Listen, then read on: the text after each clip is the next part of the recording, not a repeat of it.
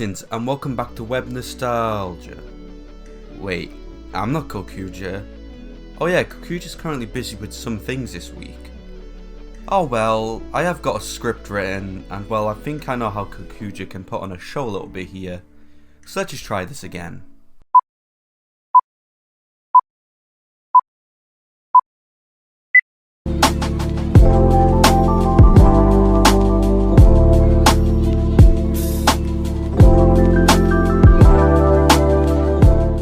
Greetings and welcome back to WebbedNostalgia. If you're a 90s kid, maybe a 2000s kid, and a little bit of a nerd or a geek like me, maybe there was a 90s cartoon that got you into the wonderful world of Marvel, and well, you're probably thinking of one of these shows. Well, actually today I'm talking about the 90s Spider-Man cartoon. Spider-Man was a Fox Kids show that revolves around, well, Peter Parker. At the start of this 5-season show, Peter is a 18-year-old college student at Empire State University. As in many iterations of this beloved comic book, Peter is a smart teen who has got one or two friends and has a photography job at the Daily Bugle.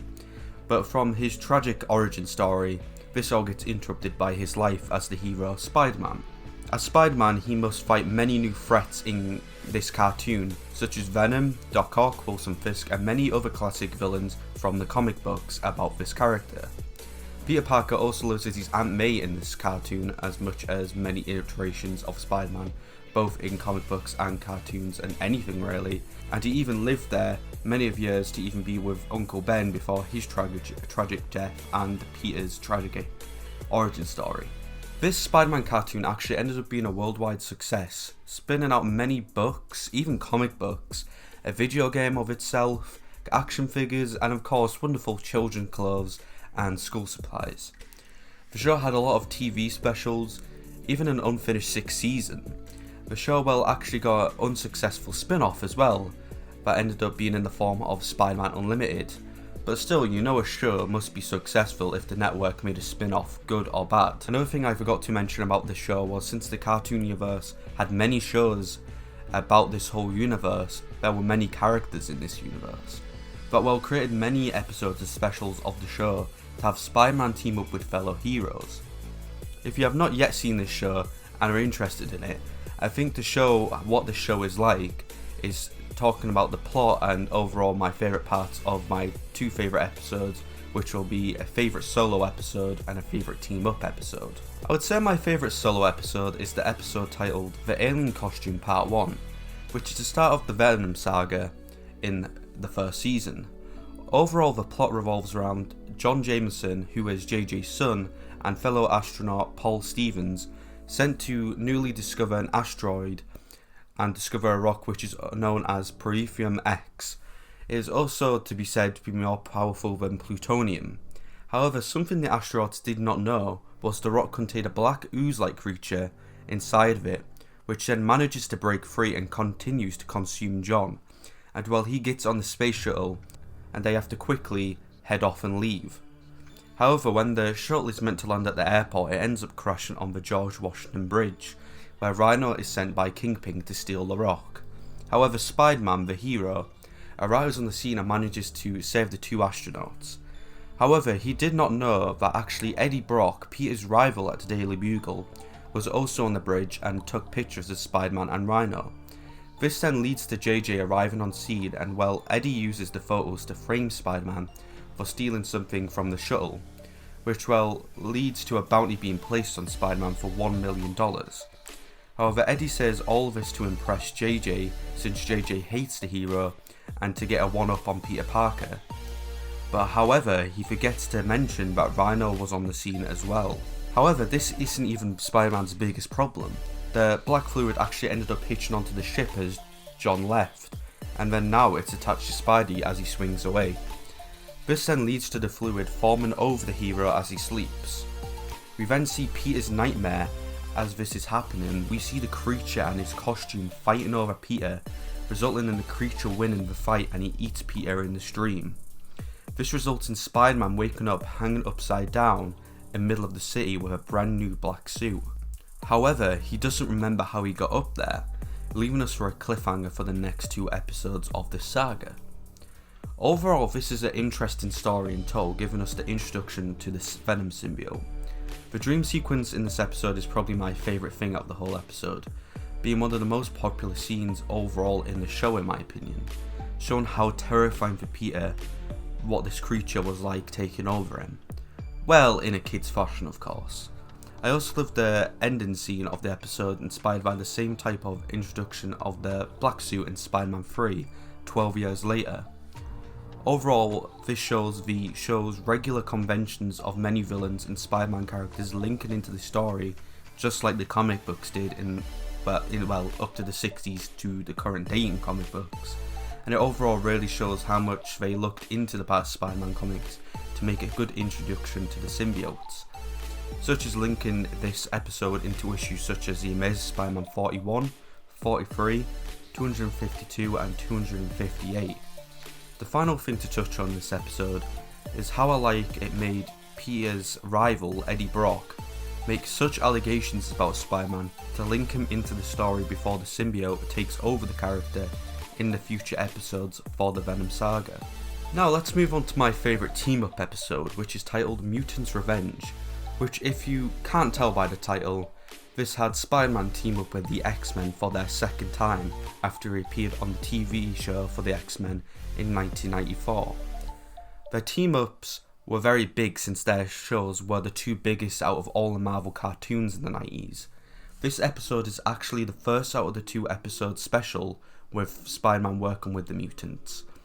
But I mostly just want to focus on this one episode, since it shows how the hero actually ended up teaming up with these mutants in this series. Well, the plot revolves around Spider-Man beginning to worry about his new grown mutation. In order to seek a cure, he heads over to the Xavier Mansion, where he encounters the X-Men team. This hesitates into a brief fight, but after all of this, Spidey explains everything to Professor X, and he gets told he cannot be cured, which makes the hero angry and leave the mansion. Beast then stops Spider-Man and tells him to go to Herbert Landon, who's working on a cure for mutants. But after their quick talk, Beast then gets captured by Landon's men all of a sudden. Later on, Peter decides to watch a demonstration by Landon, but the facility is all of a sudden attacked by the villain Hobgoblin. However, Peter manages to escape through the ceiling, so the webhead can actually have a good look at what he's up to. While this happens, Wolverine starts to worry about Beast's disappearance, and he then discovers that the last person to talk to him was actually Spider-Man, and then he heads out to find him for answers. Well, as you guys can probably tell, it leaves us on a cliffhanger for the next episode with the mutants, and honestly, as you can tell, this really took advantage of the X-Men characters as much as they could in this episode, while still making Spider-Man the main centre of attention. It also still makes the show feel like a modern at time comic book, which again introduces its main audience wanting to explore all these stories while still being entertained, and also being entertaining for the big fans as well.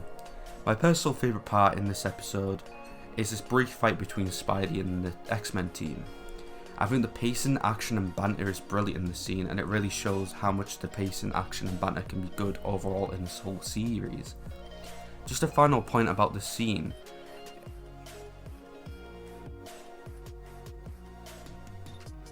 Just a final point about making a point about this whole series being inspired by overall comic books. This episode itself was actually inspired by Spider-Man, the Mutant Agenda #1. Another thing to mention when it comes to the Spider-Man cartoons is obviously memes, especially when it comes to the 60s cartoon, and well, this one, of course, it's got its own little gems. The biggest example is the "no" meme in the show. If you haven't seen this, just check out some of these beautiful gems from this wonderful meme.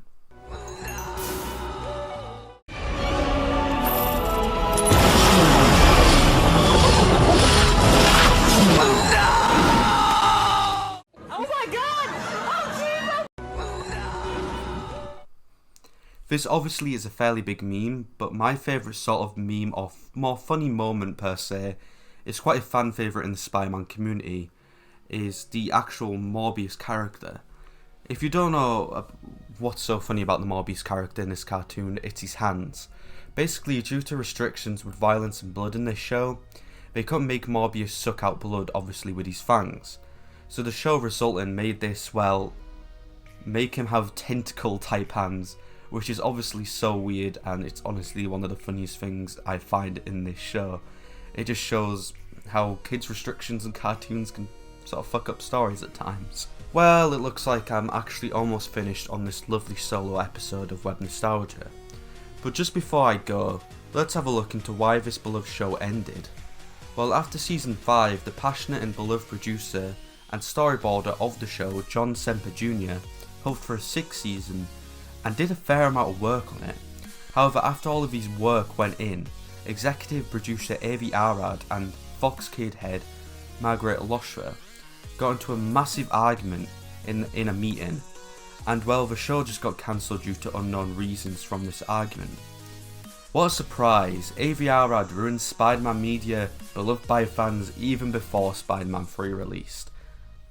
Well, what Semper Jr. actually was planning to do with the next season was have Madam Web take Spider-Man into the 19th century in London, where he could find a Mary Jane who had amnesia, and he would also fight Carnage there, which would be interesting because Carnage turned out to be the Jack Ripper in this continuity. When they actually arrive into the present time, Mysterio would also be revealed to be alive again, after apparently having a death in the series, and be in a possession of the Time Dilation Accelerator. Sorry if I pronounced that wrong, I just don't know how to pronounce it.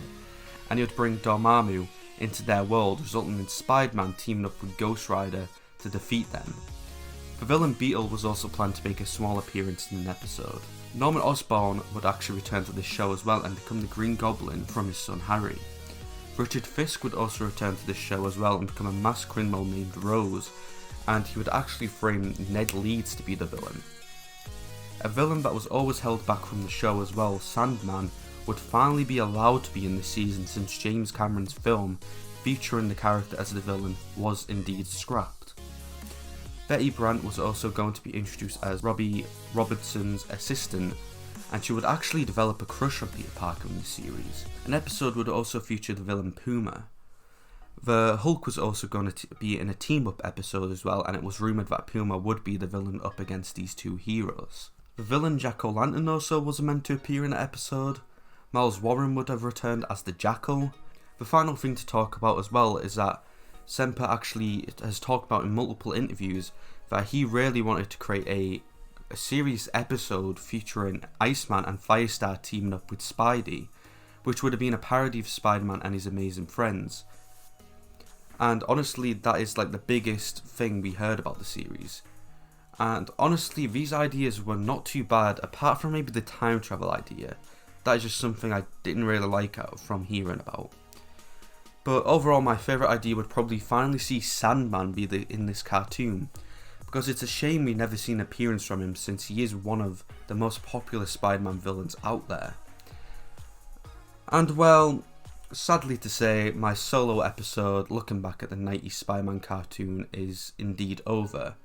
And I hope you enjoyed this episode of Web Nostalgia, helping you relive your childhood, and hopefully both of us will be here to see you next time, and peace.